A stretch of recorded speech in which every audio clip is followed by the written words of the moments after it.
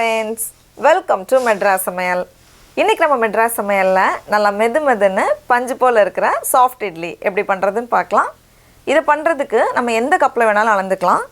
எந்த கப்ல உளுந்து வந்து 1 கப் எடுக்கறோமோ அதே கப்புக்கு 4 கப் இட்லி அரிசியும் அதே கப்ல 1/2 கப் ஜவ்வரிசி நம்ம எடுத்துக்கணும்.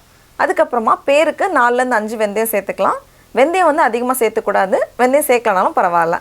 இப்போ இதெல்லாத்தையும் கழுவி சுத்தம் பண்ணி 5 மணி நேரத்துக்கு முன்னாடி நல்லா ஊற வச்சிருக்கேன். 5 ல இருந்து 6 மணி நேரம் நல்லா ஊறினாதான் மாவு வந்து நல்லா இருக்கும். 4 கப் இட்லி அரிசி, 1 கப் தோல் நீக்கின வெள்ளை உளுந்து, இதிலேயே 4-5 வெந்தயத்தை சேர்த்தே ஊற வச்சிருக்கேன். அதுக்கு அப்புறமா 1/2 கப் ஜவ்வரிசி. பாருங்க, இது 5 மணி நேரம் ஊறினனால நல்லா சாஃப்ட்டா இருக்கு. இப்போ ஃபர்ஸ்ட் வந்து நம்ம உளுந்து அரைச்சிடலாம்.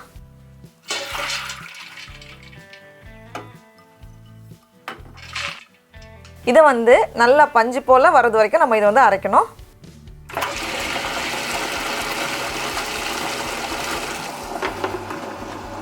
இது வந்து கிட்டத்தட்ட 25 நிமிஷம் போல் ஆகியிருக்கு. பாருங்க எவ்வளோ நல்லா புசு புசுன்னு வந்திருக்குன்ட்டு. இப்போ நம்ம ஆஃப் பண்ணிவிட்டு இதை வந்து ஒரு பாத்திரத்தில் மாற்றி வச்சிடலாம். உளுந்து நல்லா அரைஞ்சதுக்கப்புறமா நம்ம அரிசியும் ஜவ்வரிசியும் சேர்த்து ஆட்டிடலாம். அரிசி நிறைய இருக்கிறதுனால ஃபஸ்ட்டு ஆன் பண்ணிக்கோங்க, எல்லாம் கல் சில நேரம் ஸ்டக் ஆயிரும்.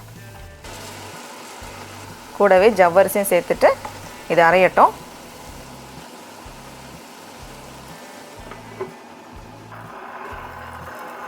இப்போ அரிசியும் ஜவ்வரிசியும் நல்லா அரைஞ்சாச்சு.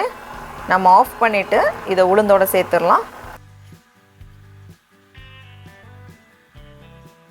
கூடவே தேவையான அளவு உப்பு. உப்பு நம்ம இப்போ சேர்த்துக்கலாம், இல்லை நாளைக்கு நம்ம இட்லி பண்ணுறதுக்கு முன்னாடி கூட சேர்த்துக்கலாம். எப்போவுமே இட்லி பண்ணுறதுக்கு முன்னாடி நாளே சேர்த்துக்கோங்க. ஏன்னா நம்ம நாளைக்கு சேர்த்துட்டு கலந்தோன்னா உள்ளே இருக்கிற காற்றெல்லாம் போயிடும். அதனால் முன்னாடி நாளே சேர்த்து கலந்து வச்சிட்டோன்னா இன்னும் நல்லா சாஃப்டாக இருக்கும். அதுக்காக இட்லிக்கு மாவு இந்த மாதிரி கொஞ்சம் கெட்டியாக தான் இருக்கணும். அவ்வளோதான், நம்மளோட இட்லி மாவு சூப்பராக தயாராகியாச்சு. இது வந்து 8 மணி நேரம் போல் அப்படியே இருந்து புளிக்கட்டும். நாளைக்கு நம்ம சூப்பராக மெது இட்லி செஞ்சு ஜாலியாக சாப்பிட்லாம். இருக்கட்டும். நம்ம நேத்தைக்கு பண்ணோம், இன்றைக்கி நல்லா ரெடியாக இருக்குது. இப்போ இதை வந்து இட்லி தட்டில் வச்சிடலாம். எவ்வளோ நல்லா அழகாக மேகம் போல் இருக்குது. இதை வந்து ரொம்ப கலந்துட வேண்டாம், லைட்டாக ஒரு வாட்டி மிக்ஸ் பண்ணால் போதும். உள்ளே இருக்கிற அந்த பபிள்ஸ் தான் இட்லியை வந்து நல்லா சாஃப்டாக வைக்கும்.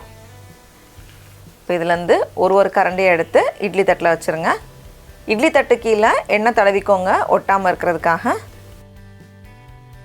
அப்புறமா ஒரு தட்டில் மினி இட்லி பண்ண போகிறேன். இதை சாம்பாரோடு போட்டு சாப்பிட்டா அட்டகாசமாக இருக்கும்.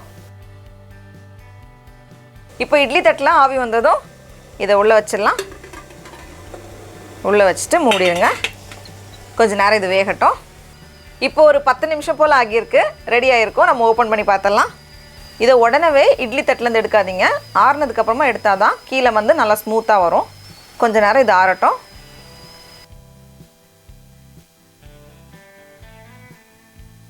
நல்லா புசு புசுன்னு சூப்பராக வந்திருக்கு.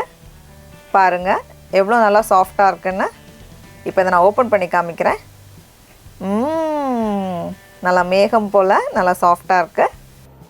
நம்மளோட மினி இட்லியும் தயாராகியாச்சு.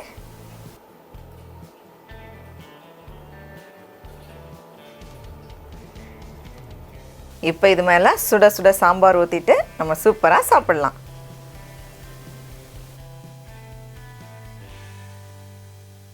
டடா, நம்மளோட சுவையான பஞ்சு இட்லி சூப்பராக தயாராகிடுச்சு.